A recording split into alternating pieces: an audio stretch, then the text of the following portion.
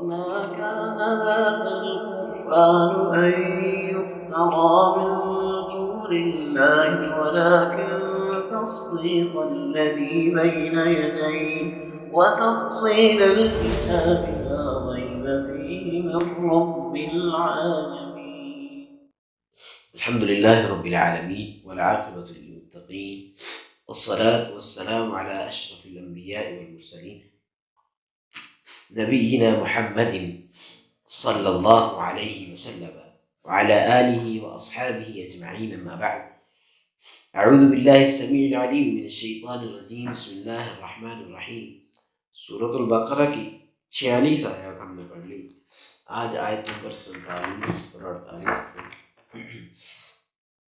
یا اے بنی بیٹو اسرائیل کے، اذکرو تم یاد کرو، نعمتی میری نعمت، التی وہ، انعمت میں نے انعام کی، علی پر، کم تمہارے، اور انی بے شک میں نے، فضلت فضیلت دی، کم تمہیں، علی پر، العالمین جہانوں.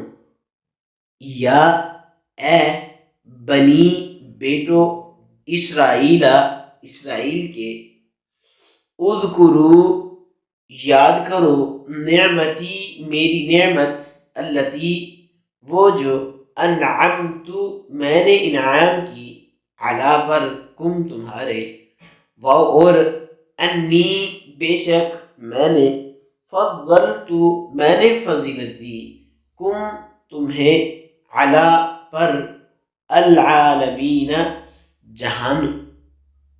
اور اتقو تم ڈرو، یومن اس دن سے، لا نہیں، تجزی فائدہ دے گی کچھ بھی، نفس کوئی جان، عن سے، نفس کسی جان کو، شیئن کچھ بھی، اور لا نہیں، یقبل قبول کی جائے گی، من سے، ہاں اس، شفاعت سفارش، اور لا نہیں، یؤخذ لیا جائے گا، من سے، ہاں اس، عدل عوض، اور لا نہیں، ہم وہ، ینصرون مدد کیے جائیں.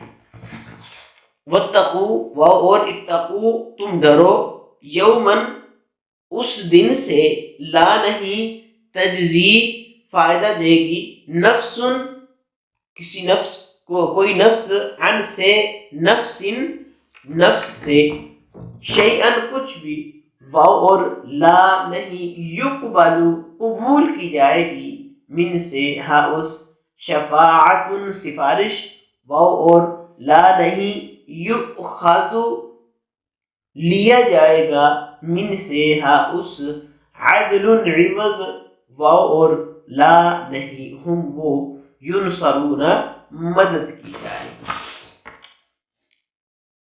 یا بنی اسرائیل، اے اسرائیل کے بیٹو، اذکرو نعمتی میری اس نعمت کو یاد کرو، التی وہ جو، وہ نعمت، انعمت علیکم جو میں نے تم پر انعام کی، وانی فضلتکم اور بے شک میں نے تمہیں فضیلت دی ہے، علی العالمین جہانوں پر.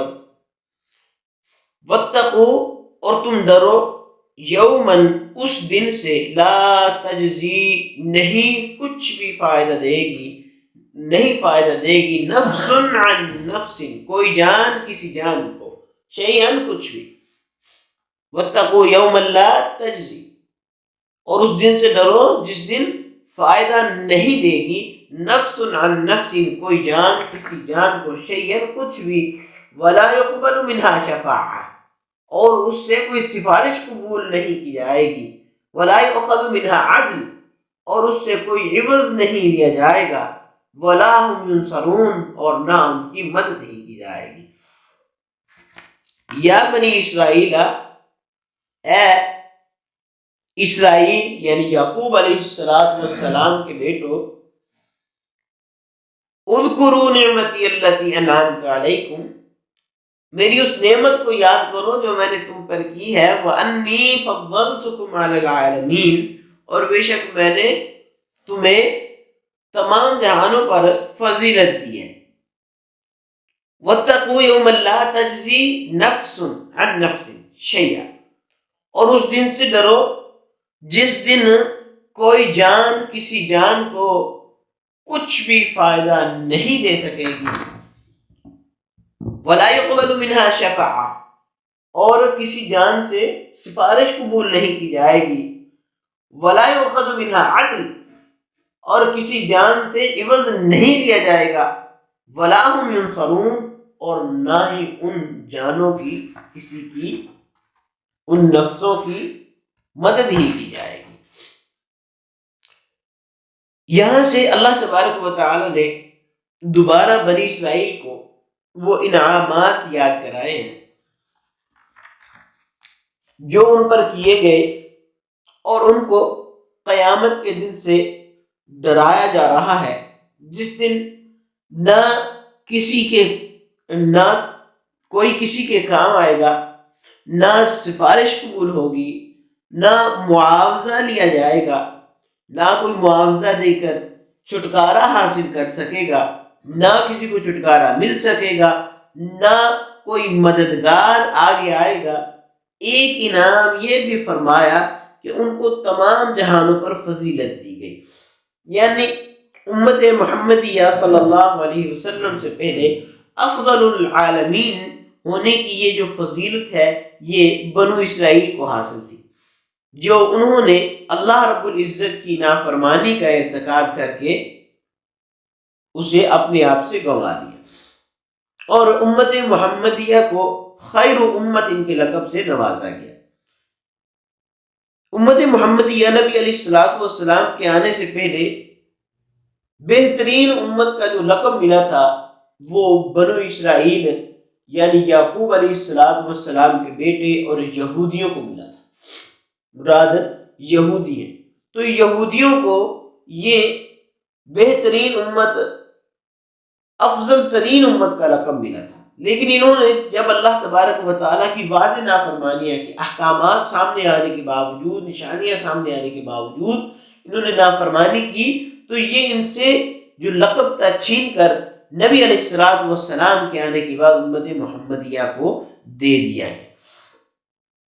اس میں اس بات کی تنبیہ ہے کہ انعامات الہی کسی خاص نسل کے ساتھ وابستہ نہیں ہے، بلکہ یہ ایمان اور عمل کی بنیاد پر ملتے ہیں، اور ایمان اور عمل سے محرومی پر یہ تمام تر انعامات جو ہے وہ سلب کر لیے جاتے ہیں، چھین لیے جاتے ہیں۔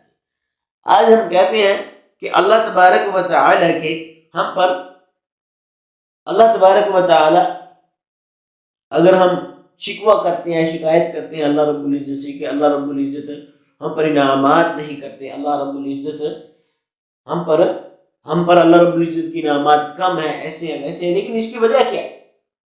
وہی وجہ ہے جو کہ یہود نے کی تھی کہ اللہ تبارک و تعالیٰ کی نافرمانیاں کی، تو ان سے افضل امت ہونے کا جو لقب تھا وہ چھین لیا گیا۔ تو اب یہ جو انعامات ہیں یہ بھی اسی لیے چھین لیے جاتے ہیں کیونکہ ہم اللہ تبارک و تعالیٰ کی نافرمانی کر رہے ہوتے ہیں۔ تو جب تک ہم اللہ رب العزت کو راضی نہیں کریں گے تو انعامات کس طرح سے ہم اللہ رب العزت سے انعامات کی توقع کریں گے؟ جب ہم اللہ رب العزت کو راضی کریں گے، اللہ رب العزت کے ساتھ اپنا تعلق مضبوط کریں گے، تو ظاہری بات ہے کہ اللہ تبارک و تعالیٰ انعامات سے بھی نوازے گا۔ تو آج بھی جس طرح امت محمدیہ بھی اس وقت اپنی بدعملیوں اور شرک اور بدعات کا ارتکاب کی وجہ سے خیر امت ان کی بجائے شر امت ان بنی ہوئی ہے، بہترین امت کی بجائے بدترین امت بنی ہوئی ہے۔ اللہ تبارک و تعالی امت محمدیہ صلی اللہ علیہ وسلم کو ہدایت عطا فرمائے۔ تو یہود کو یہ جو دھوکہ بھی تھا کہ ہم تو اللہ تبارک و تعالیٰ کے محبوب اور چہیتے ہیں، اس لیے مواخذہ جو آخرت کے اندر ہونا ہے اس سے ہم محفوظ رہیں گے، تو اللہ تبارک و تعالیٰ نے فرما دیا کہ وہاں اللہ کے نافرمانوں کو کوئی سہارا نہیں دے سکے گا۔ وَاتَّقُوا يَوْمًا لَا تَجْزِي نَفْسٌ عَن نَفْسٍ شَيْئًا، کوئی کسی کو سہارا نہیں دے سکے گا۔ وَلَا يُقْبَلُ مِنْهَا شَفَاعَةٌ وَلَا يُؤْخَذُ مِنْهَا عَدْلٌ، نہ کسی کی سفارش قبول کی جائے گی، نہ معاوضہ لیا جائے گا۔ وَلَا هُمْ يُنصَرُونَ، نہ ان کی مدد ہی کی جائے گی۔ بہرحال تو اس دن کسی کو کوئی سہارا جو ہے وہ نہیں دے سکے گا۔ تو اسی فریب میں امت محمدیہ بھی مبتلا ہے، اور مسئلہ شفاعت کو جو اہل سنت کے ہاں مسلمہ ہے کہ یہ صحیح ہے کہ اللہ تبارک و تعالی نے نبی علیہ السلام کو سفارش کا حق دیا ہے، اپنی امت کے لیے سفارش کریں گے، لیکن یہ مسئلہ سفارش کو لے کر ہم کچھ زیادہ ہی سیریس ہو گئے کہ اپنی بد عملیوں کا جواز بنا رکھا ہے۔ نبی کریم صلی اللہ علیہ وسلم اللہ کی اجازت سے یقیناً شفاعت فرمائیں گے، اور اللہ تبارک و تعالیٰ ان کی شفاعت کو قبول بھی فرمائے گا۔ یہ احادیث صحیحہ سے بالکل ثابت ہے، لیکن یہ بھی احادیث میں آتا ہے کہ احداث فی الدین، بدعات کے مرتکب اس سے محروم ہی رہیں گے، اور بہت سے گناہ گاروں کو جہنم میں سزا دینے کے بعد آپ صلی اللہ علیہ وسلم کی شفاعت پر جہنم سے نکالا جائے گا۔ کیا جہنم کی یہ چند روزہ سزا قابل برداشت ہے کہ ہم شفاعت پر شفاعت پر ہی تکیہ کر کے معصیت کا نافرمانیوں کا ارتکاب کرتے رہیں؟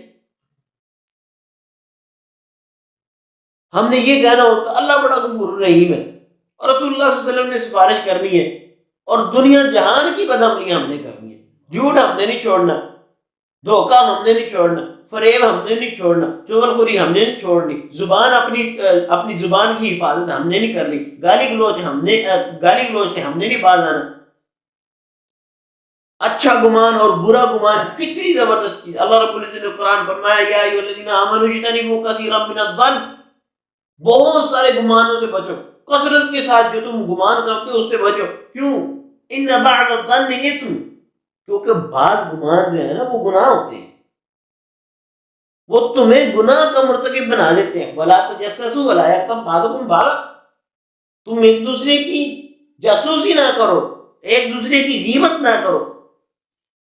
لیکن نہ ہم نے کبھی زبان کی حفاظت کی ہے، نہ ہم نے کبھی اپنے اعمال کی حفاظت کی ہے، نہ ہم نے گالی گلوچ سے بچنے کی کوشش۔ رسول اللہ صلی اللہ علیہ وسلم نے فرمایا کہ سباب المسلم فسوق، مسلمان کو گالی دینا زمین کی طرف فساد برپا کرنے کے مترادف ہے۔ لیکن ہم کیا کہتے ہیں؟ رسول اللہ صلی اللہ علیہ وسلم نے سفارش کرنی ہے، اللہ بڑا غفور رحیم ہے۔ بس اسی بات پر ہم نے اسی بات کو تکیہ کلام لے کر ہم نے نافرمانیوں کی بھرمار کی ہوئی ہے۔ کبھی ہم نے یہ بات نہیں سوچی کہ یہ سفارش ہے کن کے لیے؟ ہم حقوق العباد پورا نہیں کر رہے، حقوق اللہ بھی پورا نہیں کر رہے، اور ہم سفارش کے سب سے پہلے مستحق ہیں، اور جنت کا ٹکٹ ہم نے سب سے پہلے لیا ہوا ہے۔